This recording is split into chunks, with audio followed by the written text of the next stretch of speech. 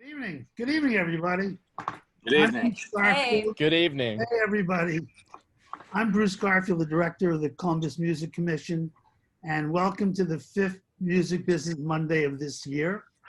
Before we start, I want to say thank you to everybody who helped with the Gift of Music Student Instrument Drive. Because of you, we were able to collect 800 instruments, which are on their way to 800 kids and our city schools and after-school programs. And if you haven't given an instrument this year and you have one sitting in your attic or your basement, we'll be coming for it next August. So tonight we have a really special program. We're meeting with 5 Columbus artists, all hometown heroes.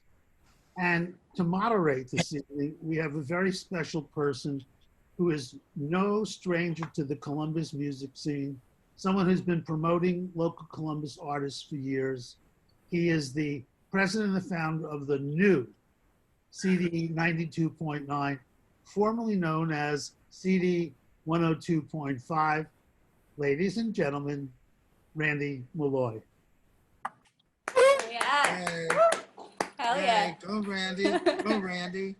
Very illustrious introduction, Bruce.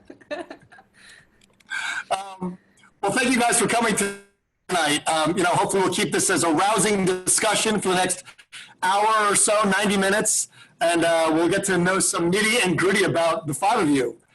Basically, it's 5 generations of musical talent, if you think about it. Basically about Angela, Evan, Henry, Jerry, and Willie. And each of you went different paths. You're all at different stages of your careers. You're all, by my account, are all rock stars. So let's just jump into it, and we can start with whoever. But coming from Columbus, what did you first aspire to? Did you become a rock star? Did you want to become make a living? What was your sort of jump off point into this industry, and where did you want to get to? Good. We'll start with you, Willie. Since you've been doing this, I think, the longest. That's kind of like I raised my hand by mistake, like at school. Actually, I was in Toronto, Canada, with the band for 2 years, where I toured with a lot of people like Ted Nugent and blah, blah, blah. Anyways, and I met a guy. He was from Columbus, Ohio, and he says, "Oh, you're from Merriam. Well, you should stop in Columbus because we got a pretty good music scene when you get back to the States." So actually, I was going to move to California about a couple weeks, and I came to Columbus and just with me and my acoustic to visit people, and I looked that guy up, and I've been here ever since because I fell in love with a girl. So and I checked out the scene, and I thought back then, I thought the scene was more conducive for original music, actually, because the people that I met, they were just like really open into if you could write a song, So, anyways, and I stayed. And it's been fun, it's been a good time. But no, I didn't set out in Columbus to be a rock star. Because talking to like Colin Gow of Watershed League Bowlers, he told me that they specifically went to college at Ohio State because you were playing on High Street.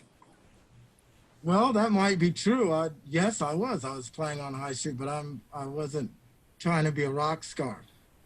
Okay. How about you? Oh, wait, did I say rock star or rock star? I'm a rock and roll star. You are a rock and roll star. I'm a rock and roll star, baby. You are a rock and roll star. Jerry, what about you? So, you were born in Ohio. You came to Ohio. You found your group pretty much in Ohio. But what did you aspire to be? What was your initial start when you did this? Sure. Yeah. Thanks, Randy. I grew up in Youngstown. I always wanted to be in a band. So we'll start and stop it there in that sense of I just wanted to be able to make my living being in a band. And so I went down to Columbus for college. And at freshman orientation, I met this guy, Mark Roberge, who ended up being the singer in OAR. OAR was together in Rockville, Maryland. Their first show was the 8th grade talent show together. And all of the other 4 guys in the band made a pact to say, hey, we want to carry this thing through. Let's all find a school we can go to that has a pretty good presence and a lot of folks there. So they picked Ohio State. It was a great launching point for us. We played everything and anything in and around campus, and it was a catalyst and kind of just gave us enough momentum to then go and take that outside the 270 belt. So your first inclination was you wanted to be in a band and you wanted to make a living. That's it. Okay. All right. Hopefully a good living with a capital G, I guess. I'm going to put the same question back to you. Where sort of, what did you aspire to be? Did you want to become this big star, or, to make a living, or just how did your process occur? Is this for me? Evan. Yeah. Okay, yeah, okay. Yeah, thanks, Randy. Welcome back to the airwaves, man. Thank you. Glad to have you back. But yeah, I'm same boat as Jerry. I just wanted to be in a band. Thought bands were the coolest thing. But yeah, I just wanted to make a living. I'd heard, the horror stories of, my parents telling me, you got to go to college, you got to do this one, you got to make money somehow. I just wanted to make a living, really. And I didn't really care, like, if we were playing 100 cap rooms, our whole career, we just wanted to make a living. And that was it, really. Yeah. Fair enough. Now, this one, I'm going to go next to Angela and sort of ask you the same thing. Where did this inspiration come from of you wanting to be a musician? Where did it come from, and where has it taken you? Is it where you wanted to go, where you are now, and what's the process?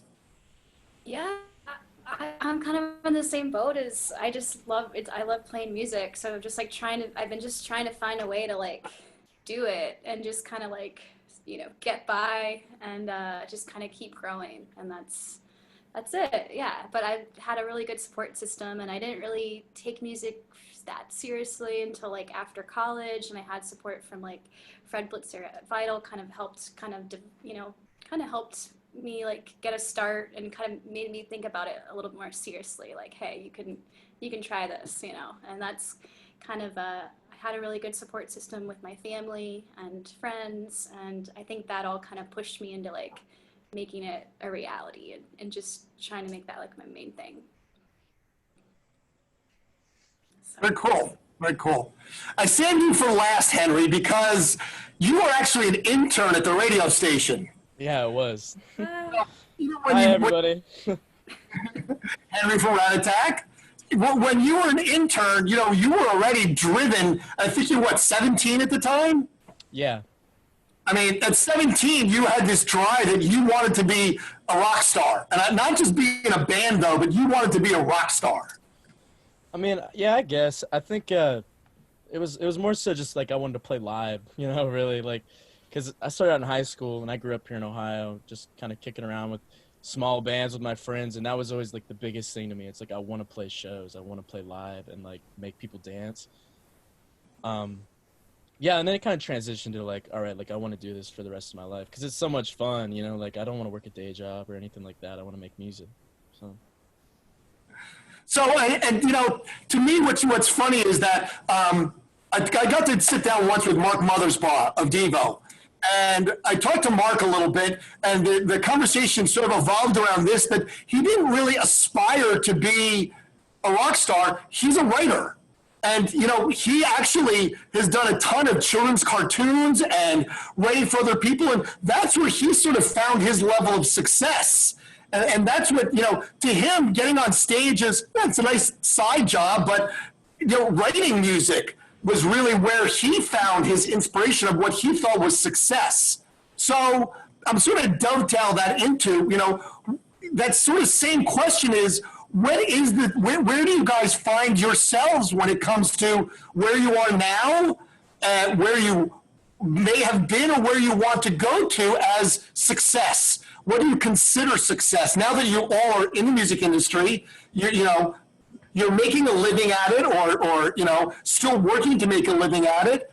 But what do you consider success? I mean, what is that next level? Are you good where you are, or are you looking to become the next Rolling Stones or the next U2? Or you're good with writing and staying where you are? I'll start with you, Angela. Oh man, I don't know. I definitely am looking for. I want to like grow more as an artist. I still have like a long way to go, and but yeah, I'm not looking for anything. I'm just looking for something really sustainable, kind of like I don't know. Like I love artists like like Lucinda Williams, like people that are just. I would like to get to more comfortable place, I guess, with playing like bigger festivals and rooms, but not but just kind of focusing mainly on the music part too, just growing as an artist. So. Jerry, I'll go ahead and pose that question back to you, because I mean, you played around the planet. OAR is world renowned. So I mean, is this the level you want? Do you want more? Are you happy? Just where are you going? Thanks, Randy. I always want more, and that doesn't really end with rock and roll either. So I always try to find that balance between the creativity, authenticity, and the commerce that exists in what we do here in rock and roll. We have short-term goals, we have long-term goals as a group. Really, when it comes down to it is, we're blessed. We have this OAR ecosystem that has not only provided us and our families a quality of life, but many others who work within our organization and things. And so keeping that machine going and growing that is important, but not at the expense of the creativity and the music and what we want to create. So, what we look to do is just try to remain authentic, create content that we feel is compelling to us. Hopefully it resonates with other people, and do smart things with it once we're done creating it so that it maximizes its potential and can grow this OAR ecosystem as big as it can be. Well, you definitely have done that. Seeing enough of your shows, you definitely have a following, and they're definitely sort of that OAR ecosystem is a good way to put it. Yeah. Same question to you, Willie, because now you've been doing this the longest out of the group here, and you've had all sorts of degrees of success as well. But you're not even close to quitting. We talked the other day when you were here in August. You've got what, your 77th album out right now? I mean, you're in no way, shape, or form quitting. Actually, for me, I'm already successful, because I think whenever people like what you're doing, love what you're doing, and you recognize that, I mean, for me, that is the ultimate wonderful feeling. I mean, because I've had thousands of dollars from record companies, but it never takes the place when someone comes up to you and they say, that one song you played or that album, and that's why I started doing it, because I wanted to make people happy. I wanted to make people feel good inside, and I feel good inside doing this. So, you know what? A while back, when I was like really young, how young, Willie? Oh, probably about maybe 22. A friend of mine, we were sitting in the park, and I was really depressed because, I got to get my band doing this, got to get my band doing that. How come we can't do this? That sort of thing. And she said to me, you're already successful. People love you. And I took that to heart, because we need money to sustain ourselves and survive, but we also need each other. So I'm successful. Okay, I'll do it. Hey. Yes. Yes. Only one out of this whole group that has a street named after him, so. Oh, it's so badass. know, you got that going for you too, Willie. So, Oh, okay. But no, I mean, I agree with Jerry. Everybody wants, or you should want more. Like if for instance, I'm happy about people loving what I do. Well, I want more people to hear it and feel it, you know? So, but I mean, hey, that's what I say to everybody. Just, you got to keep plugging away. By the way, if I was into this to be rich, I would have stopped on day 1, 2, 3, 4. Day 4. It has to be day 4. You got to attend the practices with the group, and yeah. But day 4, I would have just stopped. So there you go. Evan, same thing. Yeah.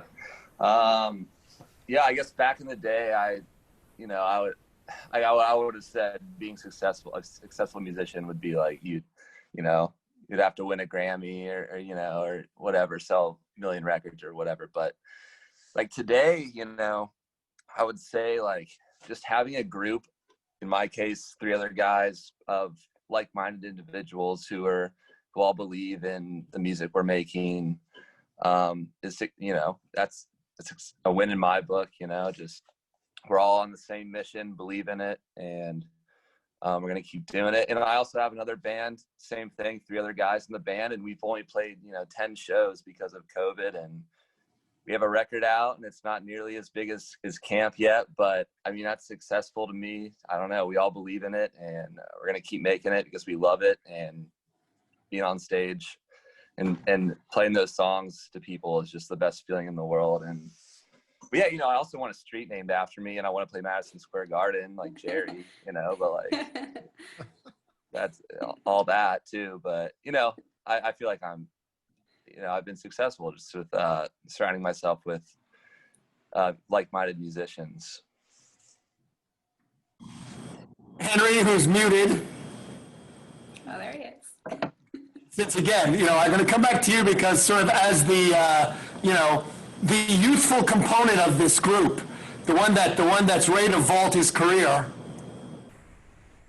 Yeah, I think I'm kind of in the same mindset as Willie of just like, it's super cool when someone comes up to you and says like, this song, something that you made, that they dug that and it touched them.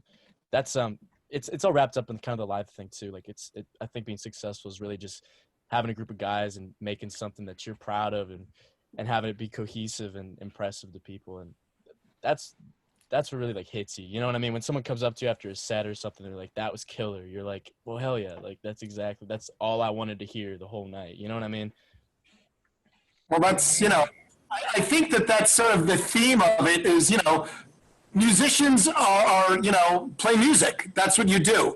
And it's sort of, built into you. It's not something that you learn. It's something that you're sort of innately born with. You want to be a performer, and you create that persona depending on who and what you are. I believe that to be something that, it is you. You are that performer. You are that musician. And it comes out, and your alter ego is your day job. Whatever you do when you're not on stage, it's sort of like Superman. You are always Superman. You're always a rock star. It's just your alter ego is when you're not the rock star. So, all right. So again, you're all from Columbus, and this is sort of the Columbus Music Commission's hosting this. So, what role did Columbus have in this sort of career that you guys have? Because you've all been to other places now. Some of you have been to, worldly places all over and toured. You've seen a lot of venues. You've seen a lot of people. You've seen a lot of audience. How has Columbus played that role of your success? And, how did it help you as a musician in your career? The city, the music scene here.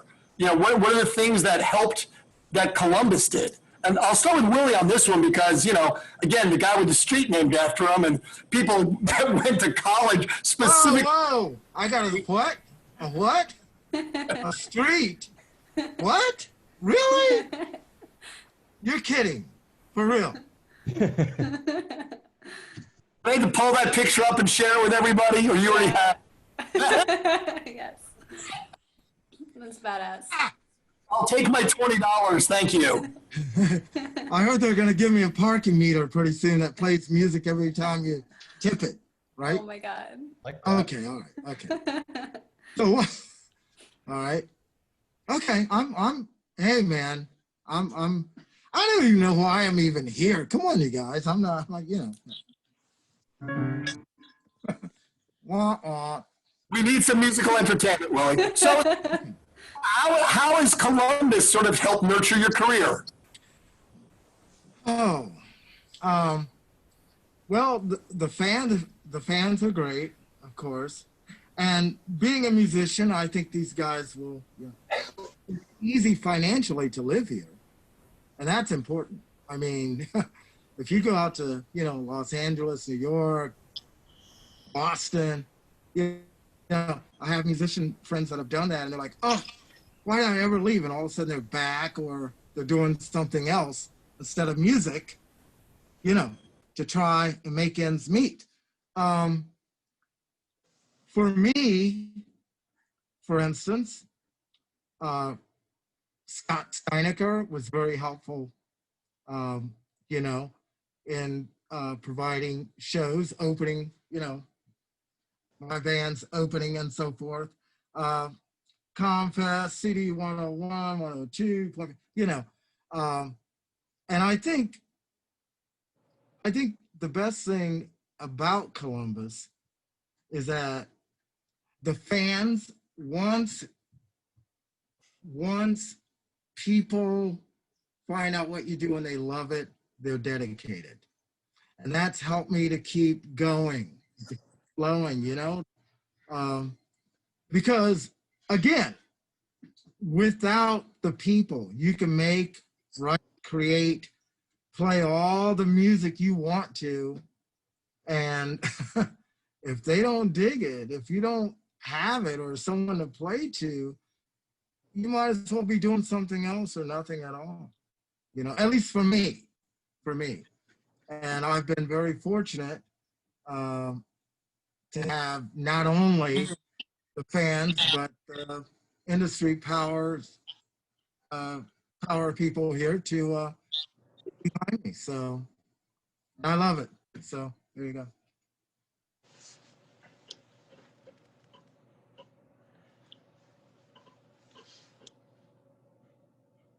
I can't hear you, Yeah, Randy. Randy, we lost you Yeah, there. hey, man.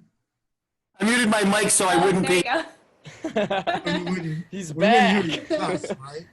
Same question to you, Henry, because again, sort of the two sides of the spectrum. Willie's been doing this for quite some time, and you're probably the newest to the scene. How has Columbus and sort of the fandom helped you? Where's the support come from? Well, you were a big help for me personally, Randy. Like getting on the station was huge. I'm not fishing for compliments here. I mean, it's true. I mean, getting on the station was a huge thing for our band starting out, and it helped us just kind of get the name out there in the city. But I'd say more on like our level of just kind of gutting it out. The house show scene's really killer in Columbus. There's a lot.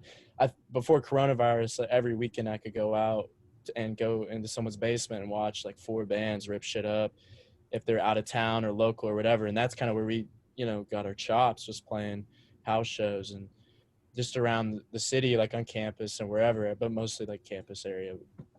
But yeah, there's just a ton of young people that just really want to get down and enjoy themselves, and then it kind of develops into this love for the community, and like, all right, there's this group of bands that everybody has a lot of fun going to see, and everyone knows each other, and it's great. Columbus is super healthy for that kind of like camaraderie, I think.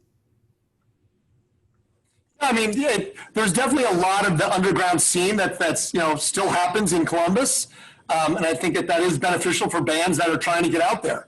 I think that's something that a lot of people may not go to because, again, if you're not in that scene, you're not aware of it as much. That it is a healthy scene. So, Jerry, Yeah. we'll ask you that sort of same question, being that someone that sort of met the group at the school that they came to, and Yeah, I mean, our story is pretty strategic, picking Ohio State. One, it was the student body the fact that there's 50,000 kids that come to Ohio State, and a lot of folks that are out of state too, like my boys in Maryland. And I love that Henry mentioned that house shows, because that's basically how we started. We played really anything and anything. We played we threw house parties, bought a bunch of kegs of beer. That's really how we started. We play frat parties. Eventually we would bang on Scott Steineker's door over at Promo West and go, hey, can we go play the show, play the Newport? And they turned us down a couple times, rightfully so. I was probably younger than Henry at that time. I was probably a baby. And we rented it out. They basically wouldn't book us. So we're like, well, how much to book ourselves? And he was like $1,500. We're like, great. And so that's basically what we did, was we rented out the Newport a time or two and packed it. And then that was enough to kind of start something here in town. But really, one element is the university. The other element is being in the center of Ohio. You drive 2 hours and you're at another university or another major, or at least another mid-cap city. So we just started in concentric circles. So we would play Columbus, then Columbus and OU, Columbus, OU, Cincy, Columbus, OU, Cleveland, Columbus, OU, Cleveland, Pittsburgh. And then we eventually moved out to like Chicago. And once we hit in Chicago and it started to work in Chicago, I knew that this was really something and we could really carry it through. And we basically did that for 4 years. We went to Ohio State Monday through Thursday, Thursday through Sunday. We got in a van and we drove as far as we could, and to be able to get back on Monday. And so when we wrapped up school, we just connected all those dots all over the country. And so we spent 5 years after Ohio State connecting those dots all over the country, and it built us an audience that we still, a foundation of an audience that we still rely on today. So yours was a very, very strategic path. This was not just, you got lucky and hit fame and fortune. You literally planned this out to the, nth degree. Yeah, to a degree. I grew up in Youngstown. I was going to go to OU because I loved OU. And if anyone's ever been to Athens, it's amazing what the quintessential college experience. And a buddy of mine that I went to high school with was like, well, who the hell do you know that's going to OU? And I'm like, nobody. He's like, well, come with us to Ohio State. And I was like, sure. And so that's really how I made my collegiate decision, which I don't necessarily recommend to anybody, but it worked out for me. But the other boys going from Maryland, they want to go to a big school. And at least at the time, they wanted to go to a big school that everybody could get into. So it was a little easier to get into Ohio State back in those days than maybe it is today. Yeah, hands raised. But it was Ohio State, Wisconsin was another option, Texas they looked at too. But they visited Ohio State and fell in love with the campus, rightfully so. And again, I met our singer Mark at freshman orientation, and we ended up living in Morrill Tower together. That's great. That's a very, again, very strategic path to success.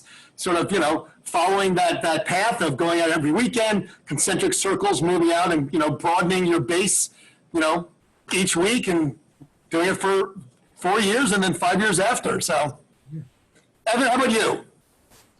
Yeah, from my experience, the local music scene has just been nothing but supportive.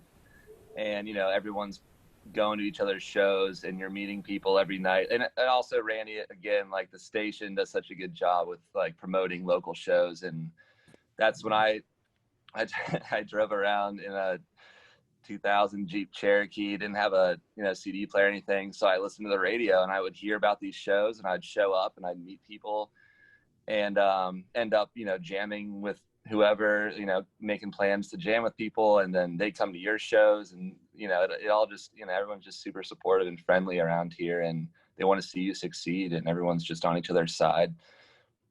And yeah, it's super special. I mean, I really haven't, playing around the country, like I haven't really seen that, and it feels more competitive in other places, and it's not great for your creative juices and whatnot. It's just like, it's such a great spot to have a band and make a home, I'd say. Yeah, I mean, I think that's something that I noticed that, Columbus is the 11th largest city in the country, but it is more of a community than a lot of these bigger cities. And that collaboration, I think, is what, you've all sort of talked about so far, that you get that. You get other artists that are willing to perform with you, that you support other artists. And I saved this one last for you, Angela, because that's something that I've definitely seen with you. I mean, artists all the time, like, oh, I'm going to go see Angela play. Oh, I'm going to see Angela play. Oh, we're going to go totally see Angela play. Because, you bring a very different appeal to a lot of people. And, people that don't know you, once they actually see you perform, they're like, oh, I'm hooked. Because, you have a very, again, the band is something that is, uniquely Angela Perley. Well, man, yeah, Columbus has been great. All my family's here. It's easy to travel out of. I've kind of slowly built, kind of like Jerry. It's like I started playing just like kind of like Ohio cities, and then just kind of like veered out from there. Farthest west we've been is like Utah, and like farthest east, like, I don't even know, New York, or past Massachusetts one time, maybe, I don't know. But yeah, I don't know. I love Columbus. I think there's like a really huge scene. I do notice like when I go to different cities, even like, Nashville and stuff, it's like no one's really going to like people's local shows there. Like there's like not really much support. Everyone has to kind of like tour out of those places. So I feel like Columbus is it's just a nurturing spot, and it's such a huge scene. There's so many bands here that it's like hard to keep track of all the bands. But everyone is just really cool and really supportive, and it feels right. So. I dig. Yeah, and you also like, your dad is a part of the scene, Oh my God. Oh my God. More people know my dad. Like people will be like, your dad, like, I was like, my dad drives Uber, and they're always like, dude, they're like at my show, and they're like, your dad told me to come here. And they're like, he's like slipping in the music on, and he's got like, he's got, well now, 92.9 on, like, oh, did you hear that song? And he's like, come to her Zoom show. I don't know. That's, Yeah. you want that kind of support. So, God. all right. So, again, you all are very, unique in your career paths, but again, you've all been supported by, family, friends, you all have sort of been strategic in your outputs and everything. So what are the circumstances that elevated your career? I mean, was there a big break? Was there something that, you can sort of point and go, that show, that relationship, that mentor, that person that kind of pointed you in that direction, that gave you that sort of, that edge that you needed, that you said, oh, here's something I can look back and say, that was it. There was a point in time. We'll start with you, Jerry, since again, that meeting the lead singer on your freshman orientation day, was that it, or is there something that was beyond that took it to the next level? I mean, yeah, it's pretty strong, at least personally, that happenstance meeting. We joke, that's not the first time I or the band's been asked that question, and our response is always, we're still waiting for our big break, because it wasn't a overnight success or one of those things where, I don't know, you play Saturday Night Live and the next day you're a famous fella or something like that. We're grinders. This is a very grindy business at its very best. It's a grindy business. You get to get up and do it again the next day. I don't care who you are. So we just really always focused on that mentality of it. It was just, you just got to get up and get after it and get out there and perform in front of people. And if it resonates, you're going to know right away. And that's going to be enough to be a spark. I'd also say, the boys in high school made this record called The Wanderer, which I'm sure all of us on this call were in some sort of band in high school, and you scratched up enough dough together to make some sort of album or record or something. the boys did the same thing. They spent $700 in some guy's basement to make this album of 9 or 10 songs. And it just struck and it resonated with folks. It's raw. You know, it sounds like a bunch of 16 and 17-year-olds, but it just worked. And there's a song called That Was a Crazy Game of Poker on that album. And that one still just brings down the house every night. And especially when we were going through school and right after it, you know, there probably wasn't a bar on the Midwest or East Coast that last call didn't probably play that song. So, you know, I think it was a culmination of one, no big break, two, authentic writing that resonated with folks, which is probably the most potent, and three, just getting out there and getting after it. Well, yeah. I mean, practice your craft. You know, Yeah. I think that's, you know, as with anything, practice makes perfect. Yeah. So we were never very great about practicing in a rehearsal space. We just played a ton of shows. So even these days, we freak all the team out because we were just more of a grip it, rip it type of folks, or at least we do our homework in our rehearsing or practicing at home to a point where we can get up there a little sound check and get after it. But we spent a lot of time. Our 10,000 hours were on the stage, not necessarily in a rehearsal space, but there was definitely 10,000 of them one way or another.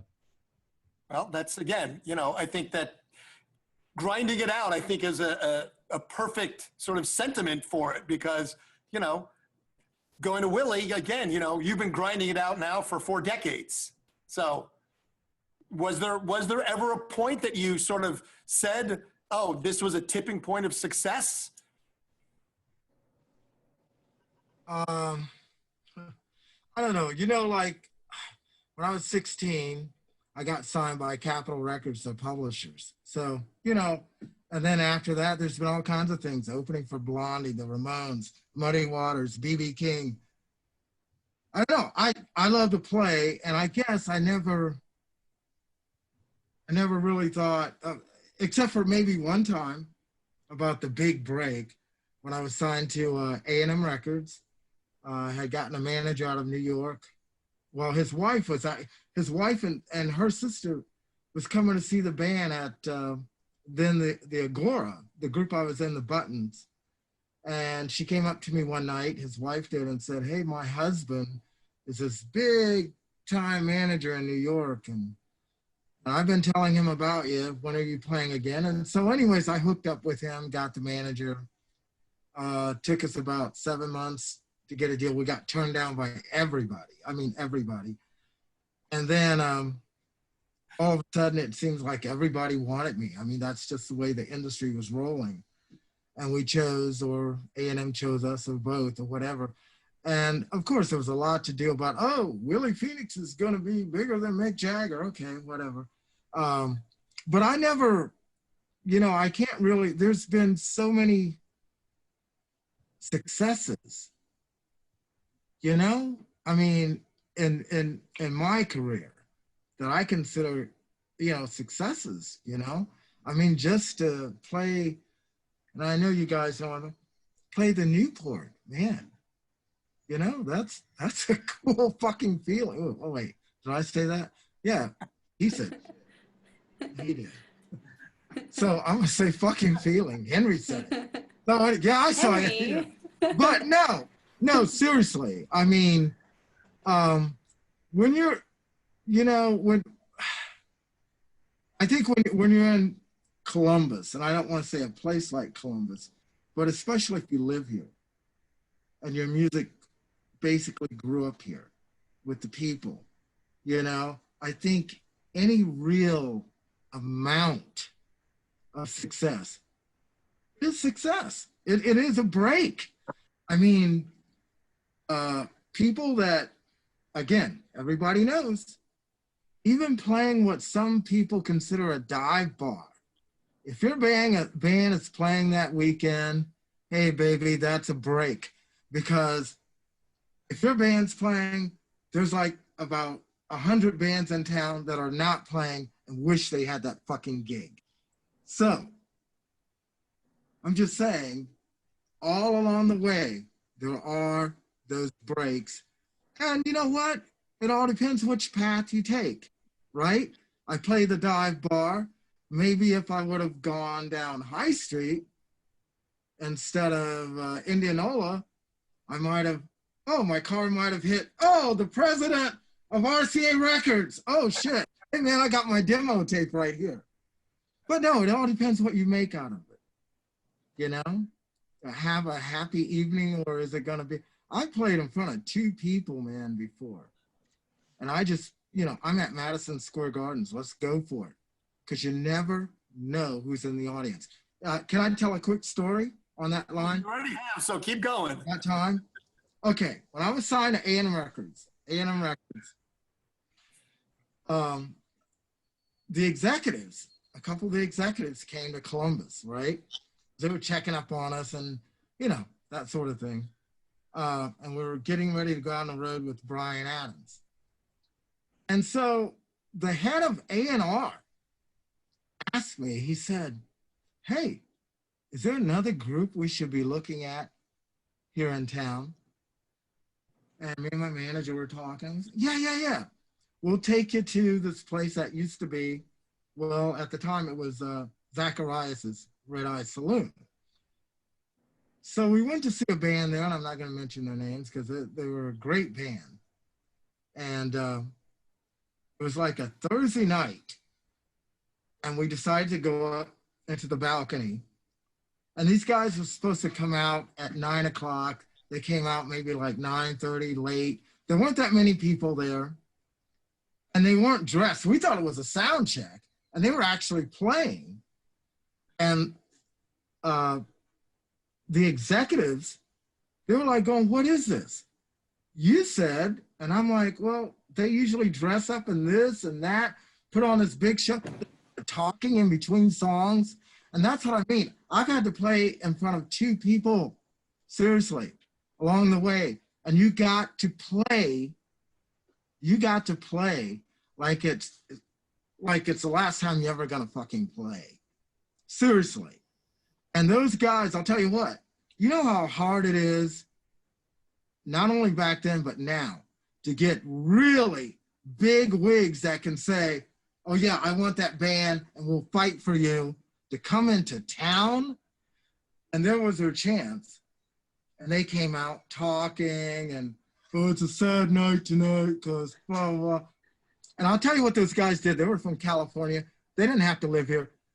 Back in those days, you had the peanuts, right? And they were throwing peanuts at these guys, and I was ducking because I didn't want them to see me. I was embarrassed, But at the same time, they had a chance. And I'll tell you what, there might have been 30 people there that night. In a 3-tier building, that doesn't look like much, but yet and still somebody paid to see those guys. And they were playing like, well, we're at a practice. Hey, what should we do next? I don't know. I don't want to do that song. You never know. You never know who's going to be there. You got to put your best foot forward, Willie. It sounds like that's, that's, I think, important for everything you do. You always got to put your best foot forward and give it your best. Absolutely. It isn't going to work. Absolutely. And that's what I mean about the breaks. Yeah. It's what you make of that night. Yeah. I consider, like I said, a dive bar, that's a break. I'm having a good time. I'm playing. Yeah. Angela, tell me, have you felt a big break yet? Do you experience something of that nature? I think it's been just like a slow build, and it's like little things at a time, that like little bucket list items, where you're like, oh yeah, if you get to play the Newport, or these different venues. I remember first playing Rumba and that being like, oh my God, that's so cool. It's just just kind of every little step, and just all the opportunities getting open up for people, for OIR, for CAAMP, we got to open up for Willie Nelson really early at Nationwide Arena. That was like really cool, but that was also different too because it was like the very beginning of, you know, people were just kind of like walking in, you know, but like it didn't even matter. It was like we're like, dude, this is like just a sound check there is awesome. So just everything like that. But I just remember like when I was in high school, I would like my boyfriend was in a band and I'd go see his band play and I'd be like, man, I want to play. I want to be in a band. And, you know, that was kind of like the first thing. And there'd be like little things, like maybe like a place they played that then like I'd have a band and then we'd play there. And I'd be like, this is, you know, just, so it's just like little events like that that just like keep happening in your life. And it just like is very surreal. And a funny thing too, with what Willie was saying is, you know, yeah, we've played, it could be like you play like a weird, like a concert series one day and then like a coffee shop, that you know, just random things are all the shows that I've played are just so different in spectrum from on different scales too. And that could be in the same year, you know, or the same weekend, you know, you could, but I just love playing, and every time I get to play, that's kind of something that people have always said to us. If there's like 10 people in the audience somewhere, like on a Tuesday in Nebraska somewhere, and they're like, dude, you guys played it like this was like a full room or something, and we're like, we just want to play, this is awesome. I don't know, but I think that's a good philosophy, is to just have fun and try to like be your best, and just keep pushing yourself as a musician, and it takes you to really cool places. So yeah. Musicians play music. Yeah. So, the cool guy, Henry. I had to match Willie with the shades. Your future's so bright. I don't know. I don't think we've had a big break yet. I don't think I can say that. But I think that's kind of like a toxic way to think about it too. I don't think that's something that happens. I think it's very rare. And like what y'all were saying, that it's just every little thing, as long as it's increasing and accumulating, then it's great. You know, like y'all said the Newport, like playing the Newport for us was a huge deal. That was crazy cool to us, you know, to be in that dressing room and be like, damn, like this is where all these people were, you know, and that's super cool. That like fills you up and makes you feel like you're really accomplishing something. And, you know, I mean, maybe in the long run, it's not like I was selling out the Newport. I was just opening for someone, but it's still just as cool to me. So I think it's good to consider anything you're doing that seems cool and makes you proud of yourself. That's a big break, you know. That's what you need to keep pushing yourself and keep going. It's just to really value all the cool things that you're doing, no matter how big they are. Evan, I'll throw that one to you as well. Yeah, I mean, I totally agree with everything Henry and Angela just said. Each step of the way, just keep plugging away, and the shows will get bigger, and you'll, you know. But we did. I guess I do remember one instance where we had just put out an album on Spotify. Sorry, Randy, but we did have, you know, it was at a weird time when playlisting. Let me mute that microphone for you. It was just like at the time when Spotify playlisting started happening, and I didn't even know what it meant really, but it did end up getting us in touch with like our manager, and he ended up helping us land a support tour, and you know but then from there it was up to us. You know, it was more of a kind of like the OAR route, grassroots, just word of mouth, kind of touring your ass off, and we were well rehearsed, luckily, and we were you know, able to build a fan base. But yeah, ever since then though, it's been just the bigger the shows have gotten, it feels better and better, I guess. So, you know, I'm going to probably start winding it down after a couple more questions. That way, I think if we have some audience members that want to ask questions, we're going to ask them to jump in here. Let me just so as all Columbus artists, what more can we as a city, the city leaders, us as a radio station, Bruce as the music commission, what can we do to help not only yourselves, but other artists, up and coming bands that have been here for years? How can we help support you more and give you the tools that you need for success and growth and all the things that you need to be to live, you know, to be comfortable as a musician so you can pay your rent. You don't have to have, you know, a day job. You can have a music job. I'm going to ask you, Jerry, because I think that's something that, you've talked about, making a life to, make a good living. That was sort of what you wanted to do. And, I think you've sort of found that, at this point. So what can we do to help other artists that maybe, you didn't get from the people around you and had to do it yourself? It sounds like you bootstrapped a lot of the things that you did very successfully, but you were very calculated in the things you did. Yeah, well, I think, Angie said it best, that the music community here is nurturing. It's such a great word and a very accurate word.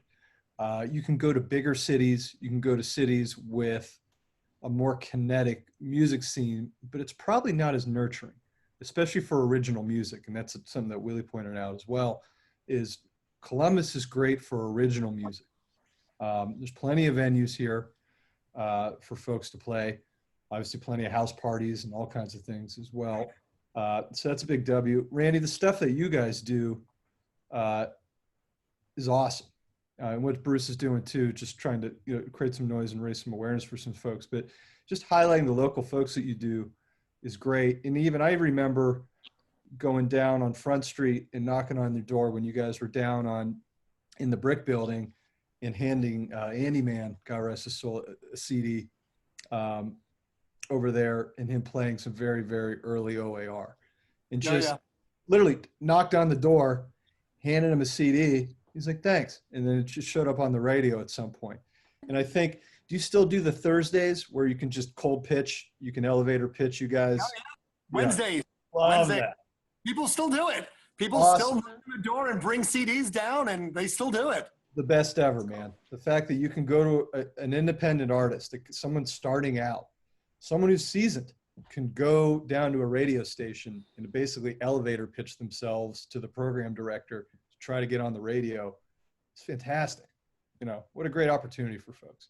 So that stuff's great. Keeping the rent cheap is probably a good thing too. Cost of living is a big issue. Willie pointed that out. You go to LA, you go to New York, you go to Nashville, you're going to generally work. You're going to work to be able to play music as opposed to play music to work. That's so true. Just the civic leaders being able to be mindful of that, and just having this being a very affordable city to live in is just such a blessing. It's been a blessing for me. And look, I've had a great career. Don't get me wrong, but like coming back here and, the cost of living has provided me great opportunity. So my message would be Columbus is doing a lot of things right. We should keep doing those things right. And we can always do a little bit more. I got plenty of thoughts on how to make it a bigger music scene, but like or music business town, but it's a great nurturing music community. I'm pretty proud of that.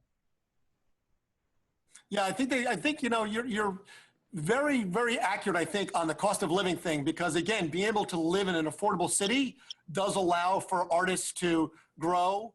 And I think the nurturing part about, again, as Angela pointed out earlier, nurturing other artists and supporting other artists, whether they're visual artists or musical artists, is important as well.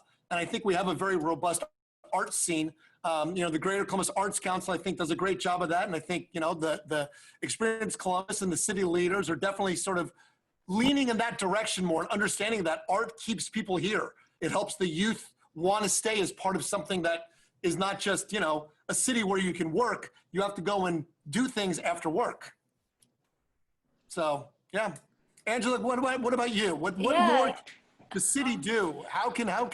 Who can help, and what can we do to help elevate other musicians? I was gonna say that I feel like the city does a great job, and I feel like even more like when like local businesses like link up with musicians too, that's really cool. People are like putting out like a beer that's just like cross promotion is really cool, and Columbus already does that, but just like more of that, and like and then I think that we really need like a bowling alley music venue. Like I think that is kind of the main thing that we're missing. Rock and roll. Yeah.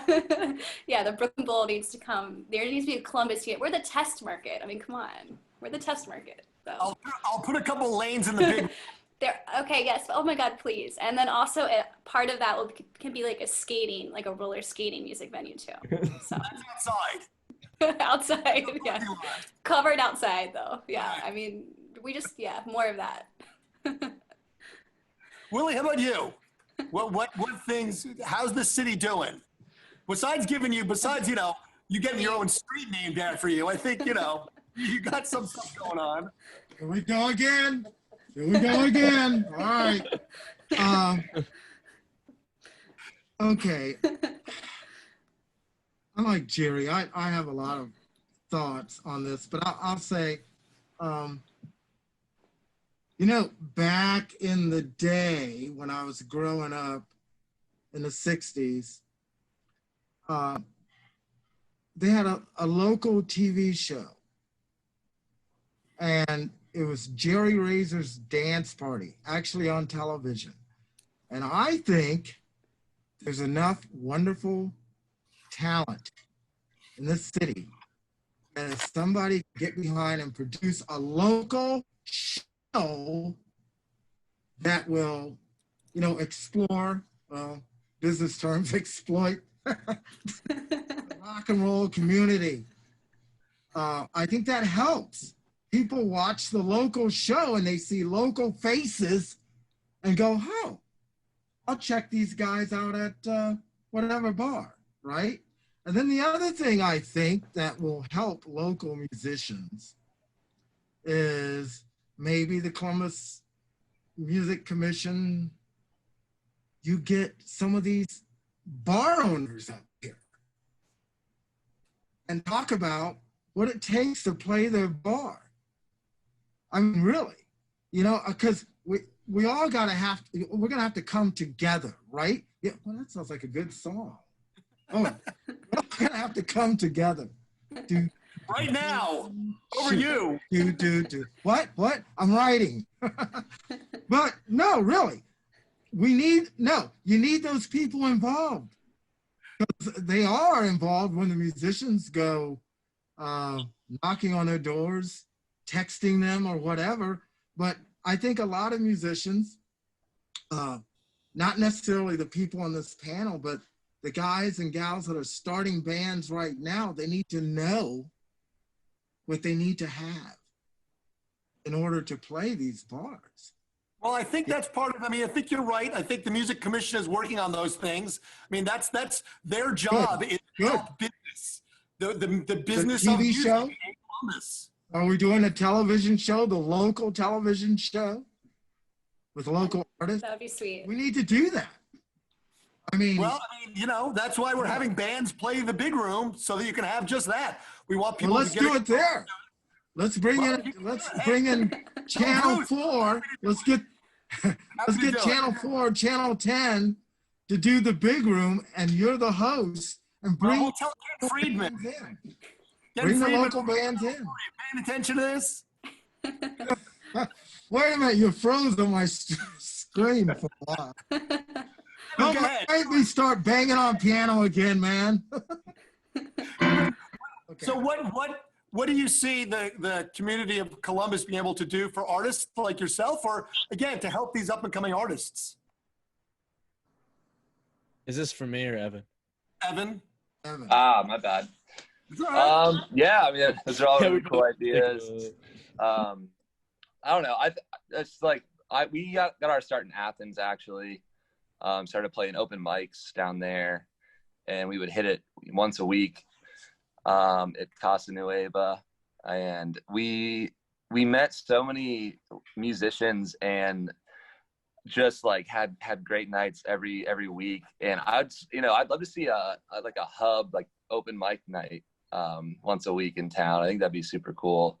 And we're just all the local bands and musicians kind of know where to be on that night, and they get together and try out new songs, meet each other, have a couple drinks, whatever. And I don't know, that's kind of like how we got our start. So it's something that I'd like to see up here in Columbus because I miss it.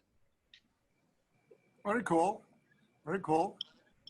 Henry, as sort of the young kid on the block, who's helped you in the city, and how do you see yourself getting helped? Who's helpful and who hasn't been there to give you, what can the city and, the city leaders, myself, the music commission, GCAC, all those people, what can they do to help bands that are starting besides making house parties legal?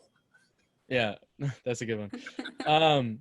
I think it's great what they were saying about lower rent. I think that's a huge thing because it just gives people the freedom to kind of, spread out and really dig in and develop their craft. But kind of directly, just for bands that are gigging, if you're already kind of at that level of like, all right, I'm playing shows, I'm confident in my act, I think it'd be really cool for the commission to hook up more bands with just really dope opening spots and stuff like that. I don't really know their sway, but just to get really good opening spots at places like Newport, LC, Basement, and Ann Arbor and stuff like that with like national acts coming through, because that's a big thing to play in front of a band like that, because you are thrown into it and you have to just get professional, and it's helpful to kind of develop your act and get more serious about it. That's what happened to us. We've gotten lucky and gotten to play a couple cool shows because people just throwing us on there, and that's really helped us like kind of get serious, and be like, okay, well, we're opening for this band, so we really got to bring it tonight, kind of just to push your craft. And I think for bands that are younger and maybe in kind of mindset, like the mindset I had a couple years ago, I always recorded music down in my basement, and I would always think to myself, this is too low fidelity to put out. This is kind of off topic-ish, but I just think that if you're a young band, you can't really rely. It's cool to have all these things helping you out and these factors that you can count on to be like, oh, I might get something out of this. But if you're a young band starting out, you really just got to start recording shit and putting it out and playing shows wherever the hell you can, if it's in someone's basement or wherever. And if you're thinking to yourself like, oh, this doesn't sound like it could be on the radio, like, who cares? Like, put it out and just get started. And because it really comes down to just people that listen to your music. It's not like who it is or how, like how they find it or whatever. It's just, you just got to start doing stuff. And yeah, I think it's just important to push yourself personally all the time. Not, it's cool to have things coming in to help you out, external factors, but you really just got to grind that out on your end too. Okay, that makes sense. Again, I think that's everyone sort of said that you have to, it's work. Everyone thinks, hey, it's great, I'm a rock star. But at the same time, it is a 24/7 thing. As I said, your alter ego is your day job. You're always a rock star. That's your, super ability, rock star. Okay, well, you know what? There's a couple of people that asked some questions, so I'm going to jump and ask a couple of the questions that people asked. And I think this one came from Dennis, and this is an interesting one. He asked, you haven't really touched on what might change in the music business post-pandemic, and how will it affect you personally, and how will it change the way you approach your music career? So anyone who wants to jump on that one first? I'll take a crack at it. So yeah, obviously the touring industry has been wiped off the map, and I really feel for folks that didn't have the 20 years that I had ahead of this to build a foundation and a following and all those things to come back to once this whole thing's over. So that's going to be a challenge. So on the touring side of things, with the live performance or live shows, in-person live shows side of things, there's a lot more liability risk because obviously it's a sneeze factory out there and you can get folks pretty sick. It's going to be more expensive on the infrastructure because you're going to have more labor and more infrastructure dedicated towards keeping people healthy and safe. And then you're also going to have, from the big power players that exist, a lot of things that have been on the whiteboard for a while that they wanted to kind of put the screws to artists and audience members alike that are going to kind of, going to be the pork in this whole deal once it goes forward. So it's going to be more expensive, probably not going to make as much dough. And there's just not going to be as many people there. Another thing is, but there's this whole new genre that's now created in this live stream show world that the dust certainly hasn't settled on that. No one's quite figured it out, but there's a bunch of awesome new ideas and platforms and infrastructure out there for people to take advantage of. So there's really a whole new genre of this industry that's come about through this whole thing. And I'm not quite sure how releasing music, what's going to happen there. Because before you go and you release something and you go out and you tour all over the country for it, and then you get back and you make a record and then you go out and you tour all over the country for it and stuff. And as an artist, if you don't have that ability to go out there on your own, connect those dots, grow your audience, grow your awareness, grow your bank account, that's a challenge. So on its very best day, this is a volatile industry. We have some real challenges, I think, moving forward. Right. I mean, that's, interesting because another question was from Richard, and his question sort of dovetails off of that. In the age of streaming, what do you see the path to making a living? Is it selling your music or performing it?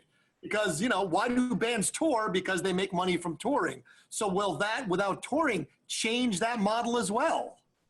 Yeah, I mean, you make your living three ways in music business: intellectual property, which is the writing side of things, the creative part of the song, your melody, what you can, the lyrics, what you can hum, the chord changes, and then you have the selling of the music, the master, which would be if you release something on Spotify, like Evan, or if you make a physical record or something like that, the sale of that, and then the other side is the touring side.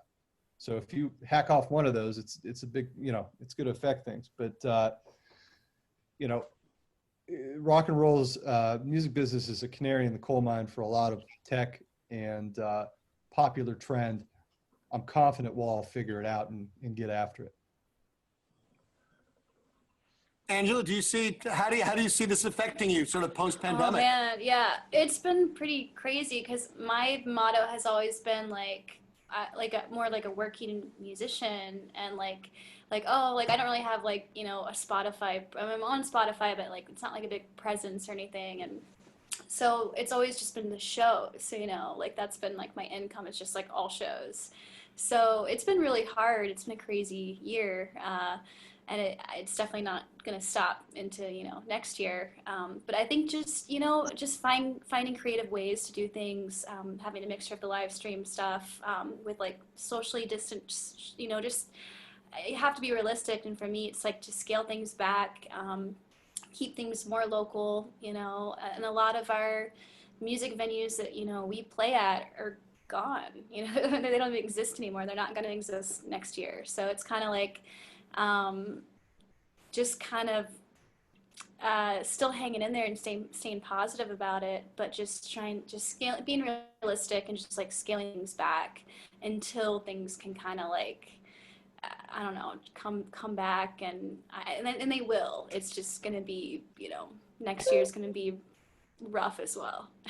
So I don't know. Yeah, I don't disagree. Yeah.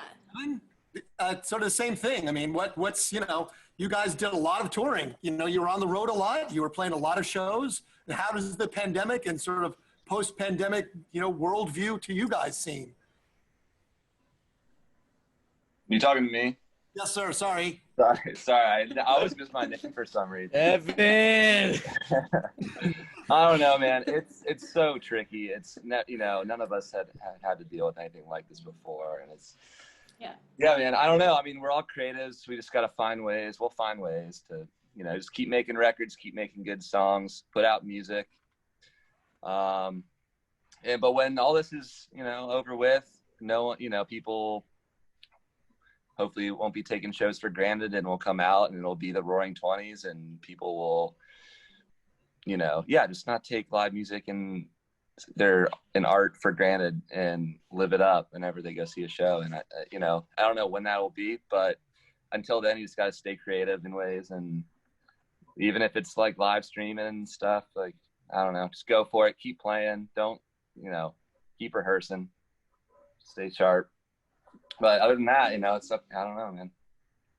Yeah, I mean, again, I think it is, as you've all sort of, led to, it's definitely going to be a brave new world. There's going to be a lot of changes that we may not even be aware of. Ticketmaster, I think Jerry touched on that, a lot of the bigs, Live Nation, AEG, C3, the ones that put on Lollapalooza and the big festivals, they're all sort of holding their breath going, well, are we going to have to make sure people are vaccinated before we let them in the door? What's going to be the protocol? Are there going to be obviously more expenses to this? That is going to change sort of how music's performed as well as, consumed. With a lot of live streaming, we jumped into that, but we waited.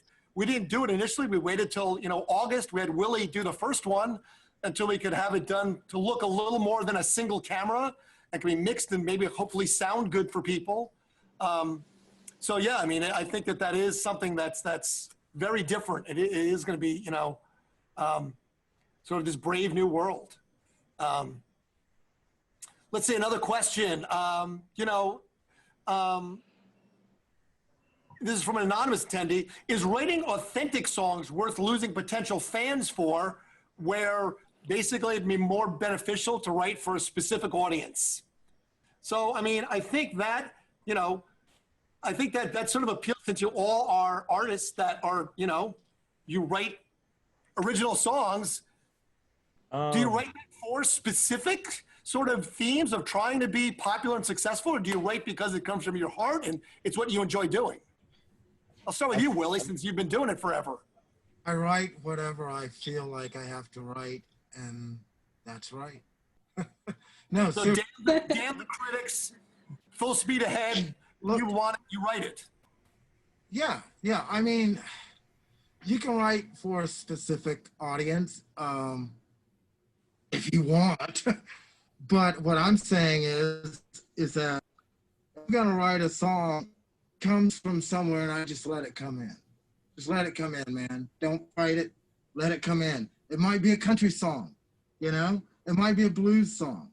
So I never really think about a specific audience, especially after I compile my songs or whatever. I just think about rock and roll, And if I'm digging on the tune, the way I look at it, somebody's gonna like it out there if I like it. There's too many people in the world not to, right? So, I'll go and record an album. I wrote these songs 2 weeks ago. We're recording a record. We put it out there. And by the way, that's helping our band a lot, putting our music out. Matter of fact, we got another new album coming out in about a month. So it helps with this whole pandemic thing, just to stay, in a place and a frame of mind where your audience, they know, oh, they're still making music, they're doing something, So, but yeah, I don't know if I guess I would think of a specific style or group of people if somebody said, we got this movie and we need, but otherwise I don't, because most of my stuff comes down to rock and roll, the simpler the better. Chuck Berry lives, So write it and play it. All right. Angela, Henry, Evan, any of the comments on that one?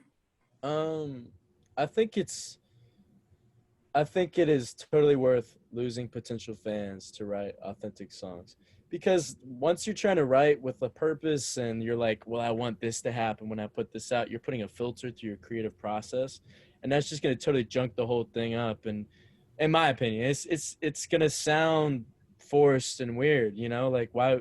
You should just write something that you dig, that is fun to you and that you would want to put on and listen to, like, it's no fun to write something thinking like, well, geez, I hope that so-and-so like really likes this. You know what I mean? Like, who cares if they like it, as long as you dig it. And I think you can hear when someone's not being true to themselves, so. Yeah, I agree. It depends on, back to one of your first questions, Randy, like how you measure your own success. Like, I would just recommend, it depends, but stay true to yourself, and what Henry just said, whenever we write a song and we're like, this is going to be the one that the hit or whatever. It's never that song, it's so hard to know. And just, I'd just say, stay true to yourself, write something that sounds good. If it sounds good to you, it sounds good, And, That's so true. That's so true that you never know what is going to end up being the thing. That Willie, the most. question. Randy, can I say something? I'm running this now. Willie? Are you? Oh, you're not. I'm sorry, Evan. No, Will, you're good. But no, I'd rather you talk after to Evan, me, please. I'd rather you talk. No, I'm done. I'd rather you go. Oh, can I say something on that subject real quickly? Yeah. Of course. Okay. If you look at the dates of some of the Bowie stuff, like the Starman and all, some of that stuff was released in the 60s, and then they re-released it in the 70s. And things that I read about it was, well, it's released in the 60s, the late 60s. Well, you got the Beatles, you got Hendrix, David Bowie, who's that guy? But in the 70s, and those songs are just great. They're just great songs. But if you look at some of the dates when they were first released, in other words, David Bowie and somebody said, hey, we got this album, we're putting it out. And then somebody later said, these songs are still good. And all of a sudden, boom, they're hits.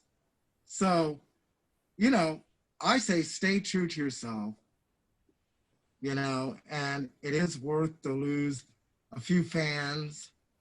I'm sure the Beatles lost a few fans, and somewhere along the way, they probably came back, or maybe not. But, yeah, it's worth it. You got to go with your gut feeling anyways. Go with your gut. And if it loses, if you sink, then it's your fault. It comes back on you. I don't know. Yeah. I feel as an artist too, I always love artists that like each album is, different, and it's like, if you want to try, you just got to follow your muse and not overthink things and do what you want to do. And if you put out something that sucks, who cares? Like the next recording, there it goes. You're always growing, so. Unless you want to be like a writer, unless like someone asking that question, like, they want to write for someone else. They want to be like get in the zone to be like write for like a pop person or something. Then you can, if that's your thing, then do that, so. Right. Well, again, that goes back to that sort of varying degrees of what do you consider success? Yeah. If you want to be a performer and you want to be on stage, well, that's your success. If you want to write for other musicians, that's your success. Yeah. So, well, I think if you want to do all of it. There's a question. I'm going to throw this back and ask Bruce because, he's kind of through this and hosts this from the Columbus Commission. Is she going to come back? This question's Bruce! And this is for Bruce. Bruce, what do you and the commission have on your agenda? I'm materializing. There you go. Whoa! Where did you come from, man? Everyone look at how fake and dreamy he looks. Well, I wanted a background. I was going to have Hawaii in the background just to mess with everybody's heads, but it's my office wall. So many platinum records. Records back there too, but just not as many. See, look, there's a couple up there. Bruce, for you, a question. Right. So, what do you and the commission have on your agenda for musicians and the scene in the future? I think that if we put the sign outside our office, it would say opportunity. And it comes in a bunch of different forms.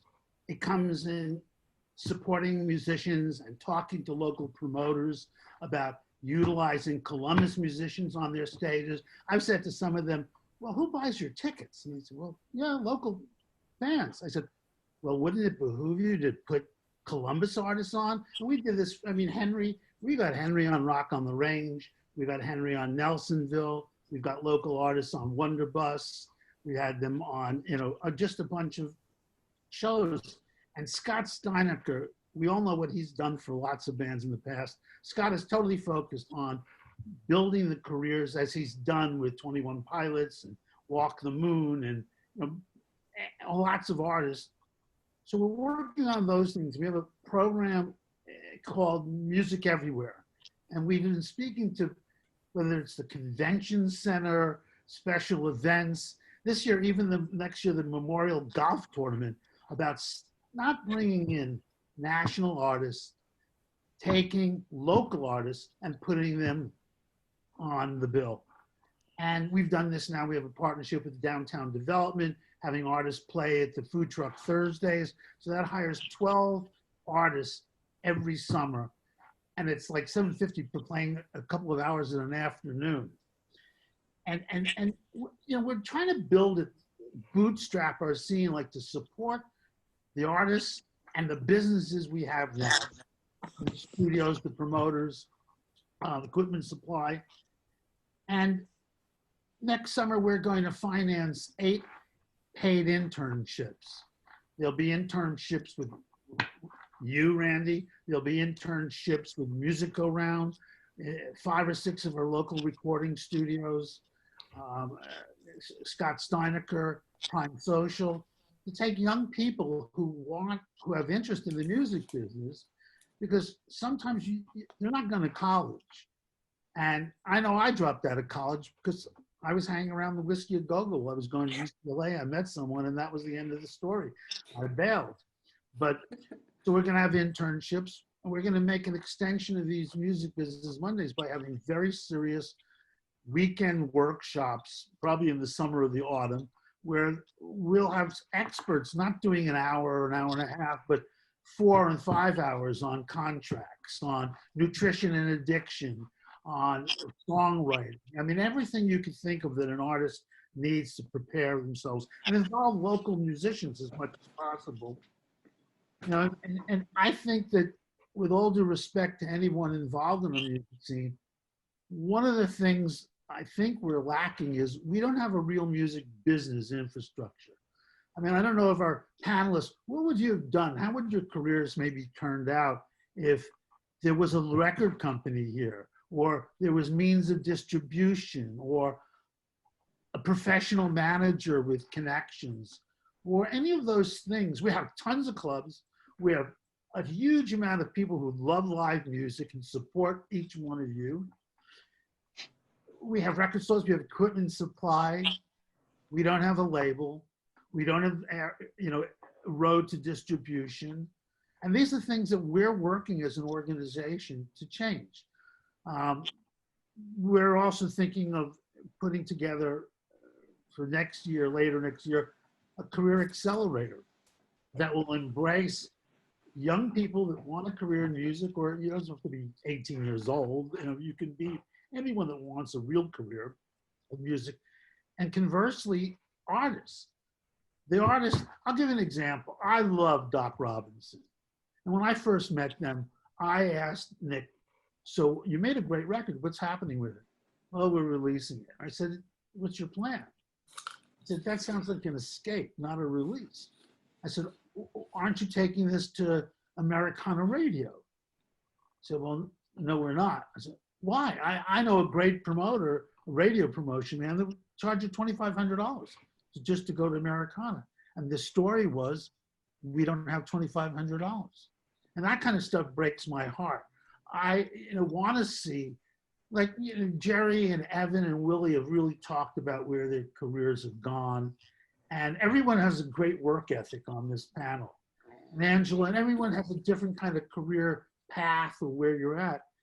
And I guess really want to see us bootstrap a music business infrastructure while we're providing gigs and opportunity for the artists on our scene, and eventually become known as a music city. Someone wrote a question before and said, what type of music? Is there a Columbus sound? I'd like to say there is a Columbus sound. Good. And that, we hopefully one day we'll build into, it's like Jerry said, we're within a drive of 49% of the United States population. Why shouldn't we have our own South by Southwest, where you don't have to pay $1,300 to get a registration? We would attract all kinds of people, but these are things that are on the agenda of the Music Commission. And I'm really fortunate to have a board that's made up of people who are really involved, whether it's Tom Kraus or Janet Chen or Randy. I feel good about this, this position. I'm glad I took it. And I'm really glad that you guys are all supportive and acknowledge what we've done. So whoever asked that question, there's your big fat answer. Well, that was the anonymous one, so. Someone was poking at me, so okay, what do you got to do now? I'll ask a couple of really quick, fun ones. Someone asked, what other posters do you have in the room there, Henry? Oh. That's a good question. Great question. All right. All right. Yeah. I have Dazed and Confused, Adam West Batman, some lyrics. That's The Shining, Simpsons, Treehouse of Horror. That's a good one. Annika. Yeah, and that's it. I'm glad you like my posters, man. I love Dazed and Confused. I think that's what set it off, right? Question. So, what are some of your favorite Columbus artists, past or present? Go ahead, Willie, real fast. Favorite artist, past or present? Dave Workman, Ronald Cole, the people on the panel. Yeah. Angela? Right. Everyone on the panel, for sure. Henry, favorite Columbus artist, past or present? Panel, I love El Camino Acid, and I love Snarls. Mr. Evan? Yeah, everyone on the panel except for Radattack. Except for Radattack. Fuck those guys. Come on, buddy. I love everyone on the panel. I've been digging into my dad was a fan of like Royal Crescent Mob, like some of the 90s, like Watershed. Crescent Mob. you know New Bomb Turks? You ever heard of them? No, I don't think so. They're pretty awesome. cool. They're They're awesome, like yeah. they're like a punk band that my buddy's dad used to drum with, I think. Sam Brown, but I might be making that up. Cool. Text me the name. Yeah. Buddy boy. There's a lot of great music though. Seriously, I'm gonna feel bad if I leave somebody out, but there's a lot of stuff like genre-wise all over the place too. It's like a melting pot of great music. Jerry, how about you? Yeah. Favorite bands, past, present? Yeah, I mean, all these guys are awesome. I've worked with Angie before. Bruce mentioned the Doc Robb boys. Obviously, Parker and the Old Force and the Evergreens guys are awesome as well. I'm trying to think a little bit more from like when we started cutting our teeth. I mean, Red, Wanting Blue always used to crush. They always had like this amazing production. It would just come out and annihilate us on stage. It was great. Good old Scotty. Scott, yeah. All kinds of stuff, man. But yeah, it's a good time. Honestly, my favorite thing to do music-wise is to go see Hoodoo Soul Band on Sundays. And it was when I was 18 years old, and it's the same thing today. I hired them for my wedding. I called them every week for like 9 months, and we're like, you guys are coming, right? You guys are playing the wedding. And it was an amazing wedding. So yeah, Hoodoo is and always at the top of my list. Awesome. Well, I want to thank everybody that was on the panel. Obviously, Bruce can do the wrap up for everybody, but I want to thank everybody that was on the panel. Willie, thank you so much. You know, as a consummate scene guy who's been doing this for 4 decades and then some. And I think I said your 77th album's coming out, right? Right. That's crazy. And the only man that I know that has a street named after him. He wrote a new album. He wrote a new album during this panel. He did. Literally. Hey, so I want to just tell everyone that we're having our last Music Monday of the year on the 21st of December, a Christmas one. This will be really cool because there's a real connection to Ohio with our speaker, and that's a guy named Richard Goddard, who started his career as a songwriter, writing My Boyfriend's Back and I Want Candy. And he was on tour with a U-Haul trailer and a station wagon and found a young band in Ohio called the McCoys. So he's the guy who's responsible for, I don't know about that song, but Hang On Sloopy. And he went on to, thank you, here. Then he went on to become a producer. He produced Blondie and the Go-Go's and Television and a lot of the bands on the Lower East Side seen in New York. And then he felt like he wanted to do something else. So he founded a record company with Seymour Stein called Sire Records. And then after that was going great, he migrated again and he decided that digital distribution and online was the place to go. So people thought he was crazy for giving up his shares in Sire, but he went on to found a company which is now the largest digital distribution company in the world, or the Orchard. And he sold that for $200 million a few years ago. He's a fabulous character, and I hope everyone will tune into that one. That's on the 21st of December. He's born and bred in the Bronx, and he still has a lot of Bronx in him. And I want to thank you guys for participating in this forum and being an integral part and believers in the Columbus music scene. That's what I was doing. Oh, well, you can say it again. You can use a Randyism if you want. I'm kidding. Go ahead. Do your thing.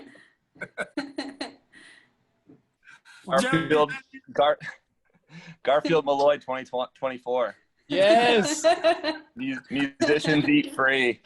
Health insurance for all musicians. Yes. Please. That was actually a good question. There was one more question. Wait, yeah. There was a Each- question asking about, what's the actual question? I don't have it in front of me. About health insurance for musicians. Be great. Speaking of the pandemic, is access to and the cost of health insurance an issue for new or established artists? Well, I mean, I would say, you know, we certainly have to, you know, our last show was on March 9th of last year, or of this year, 2020. And, you know, we basically had to like hit the brakes on the entire year and essentially budget for essential services and things like health insurance and all those things for all of our folks and stuff. So that's, yeah, I mean, it's a giant ball of challenge for a guy like me in a band like mine who has 20 years of precedent and a decent business running behind it.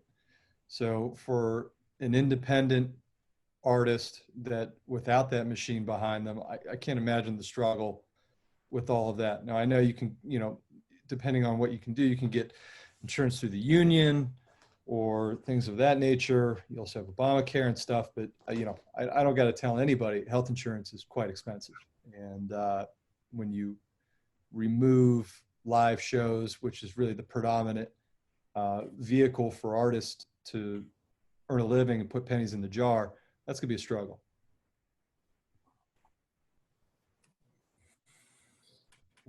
I've looked into it. You want to carry on that, speaking to major insurance companies, seeing if they would be interested in forming a large group policy for musicians, but it's touchy because when you mention musician, they immediately say, I don't think my underwriters will go for that, inferring we know what.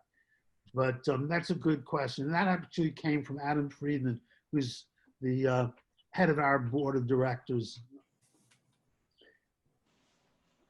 Anything else, Randy, you want to cover? Or No, I thought, you know, I think we've used up our 90 minutes. You know, I just want to thank like I said, thanks Willie and Jerry. So good to see you. Hopefully I'll see you out again before too long. You know, Angela. Yeah, it was So awesome great to see you when again. you're back in the big room recently. That was so awesome. You know, Henry, we've got to get you in here for a big room. For sure. Hey, thanks so much for having me. You know, we're always happy to have you around, Henry. You know, after seeing one of your sold out rumba shows, you know, if that's the future of Columbus music, we're in good shape. No. And Evan, thank you so much. You know, you guys are an amazing part of the Columbus music scene. We're lucky to have you guys here. Thanks for emigrating up from Athens to the big city. Yes, no, thank you. And yeah, you know, hopefully we'll get you here back in the big room as well, and see you on stage before too long. You know, obviously, I do want to thank a couple people. Bruce, obviously, you know, I want to thank Bruce for hosting this, and you know, for keeping the music scene and you know, helping with the Columbus music scene. And again, bravo, great job on the instrument drive this summer. You know, that was some big numbers. It was great to see. We went over there in Donato's and loaded them up. And thanks to Tom Kraus and, you know, Donato's helping to house those things and get them moved over.